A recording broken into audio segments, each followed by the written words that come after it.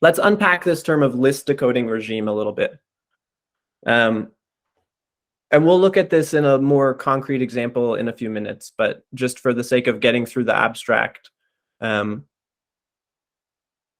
Reed-Solomon proximity testing is about how close there's these code words, and we're looking at something that may or may not be a code word. And we ask the question, is this a code word or is it close to a code word? And sometimes when we ask the question, what's the closest code word? There's a unique answer. There's like, oh yeah, that one's the closest.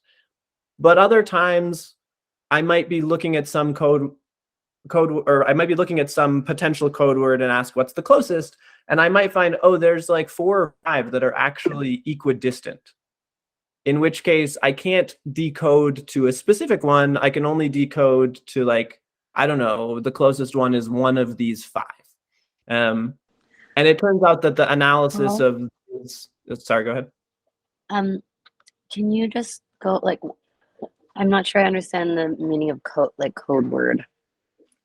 I have a like more explicit example here in a few slides. Let me put a pin in that question, and if it's still confusing in a few slides. Now, let me just sort of invite the idea that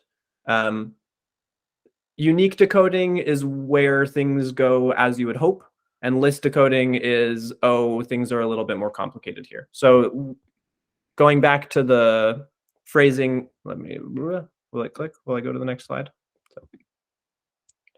So it says soundness of deep sampling in the list decoding regime. For the purposes of this moment, let me just say that last part is soundness of deep Ali in the hairy part of the analysis.